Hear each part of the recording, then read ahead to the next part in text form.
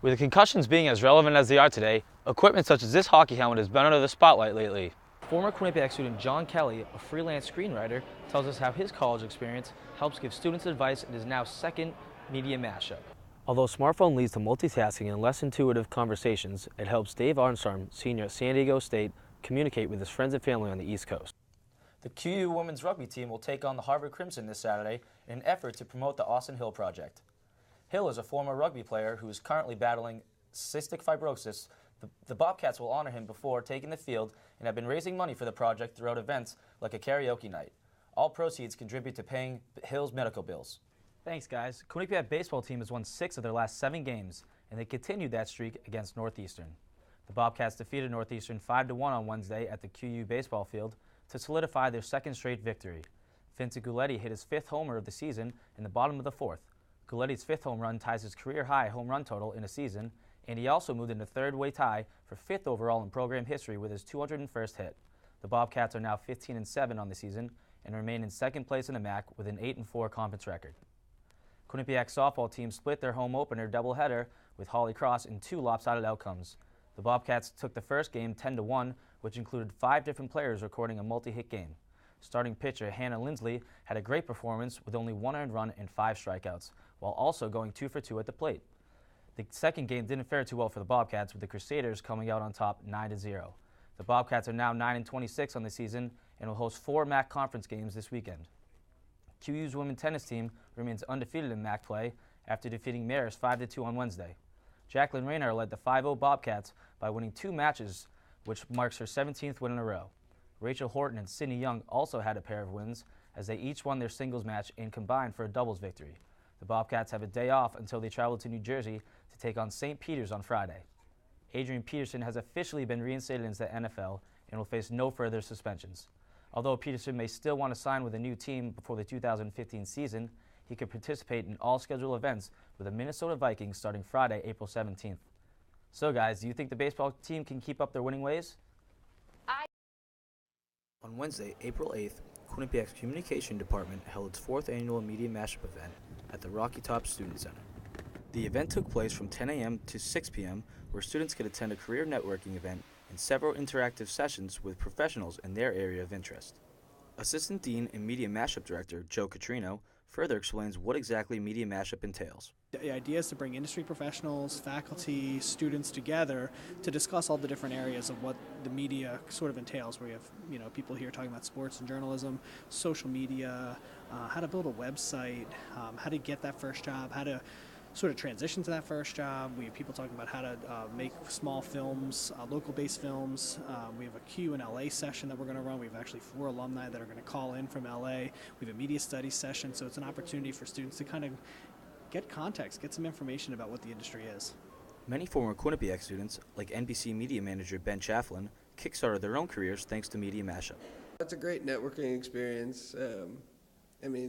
That's how I got my position. I had an internship, I networked, got a low-end job, and now I'm moving up in the company. So it's not, you need to have a basic knowledge that you learn in college, but it's more of who you know. Former Quinnipiac student John Kelly, a freelance screenwriter, tells us how his college experience helps give students advice in his now second Media Mashup. It's advice I wish I'd gotten back in like 2009, 2010 when I was here. Because you have years of experience and you learn things, and you're like, oh, that would have been really great to know when I was like 21, 22 years old. So kind of stuff like that. It was a great turnout at this year's Media Mashup, and we can only expect the event to grow in years to come. I'm Nick Invernizzi, QNN. With all the technology advances in our world today, smartphones have seen a big boost in sales. Gary Bulger, a psychology professor at Quinnipiac University, believes that these smartphones can have a positive and negative effect on different aspects of our lives. What I'm in particular looking at is how they both help us and hurt us when we're trying to set up boundaries around our work and around our personal life. Bulger explains how these smartphones have led an entire generation to believe that multitasking is truly productive. I think that it's led a whole generation of people to think that they're very good at multitasking. So you all probably know people who sit and try to do their homework at the same time as they're texting and on Facebook and watching a YouTube video. But what psychological research shows is that there's no way you're doing any of those things well. A 2014 study published in the journal Environment and Behavior showed that out of 100 pairs, 29 had mobile phones present during their conversations, while 71 did not. Overall, conversations without phones present were rated significantly better than with those with phones present, controlling for age, gender, ethnicity, and mood. Those who conversed without a mobile phone present reported a higher level of connectedness.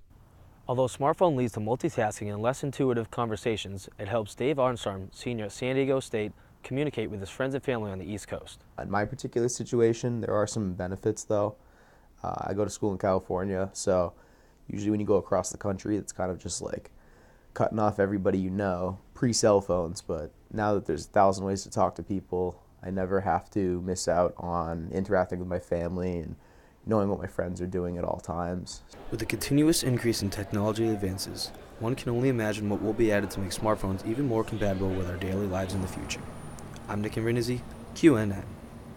The NCAA has been a non-profit organization since its roots were first laid down in 1910, which seems skeptical after a USN News study shows that it makes over $1 billion from March Madness alone, none of which goes towards its athletes. A USA Today study shows that the average pro basketball player makes $24.7 million over 4 years. A professional football player makes $6.7 million over 4 years. However, a college athlete makes $0 over their 4-year career. Quinnipiac Media Studies professor and dean of the Sports Studies Department, Philip Cunningham, explains how the NCAA gets away without paying their athletes. Well, I certainly don't necessarily think it's cost. I think it's, in part principle, right? I mean, the NCAA is established on the notion of amateurism, one that's sort of really become antiquated almost as soon as they establish that principle. And then, of course, you can't underestimate the degree to which they don't want to share revenue with students. Cunningham also explains how students at some schools are already fighting for some sort of benefit. We're already seeing, for example, at places like Northwestern, where students are at least trying to unionize to at least get some form of benefits. And so I think, we're probably going to see sooner than later, but probably not immediately, is some degree of resistance by, students to compete in these large-scale events without some form of compensation.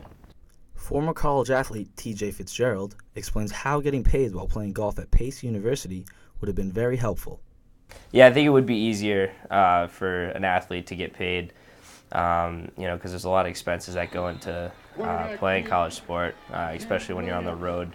My team traveled to Florida, South Carolina, and, it's a struggle sometimes to be able to afford, all the meals and expenses that you would need traveling that distance. So I think it definitely would make it a better experience and easier on the athlete. It is unclear what the NCAA's thoughts on this topic are, but one thing is for sure, this is a discussion to be had and maybe in the near future. I'm Nick Invernizzi, QNN.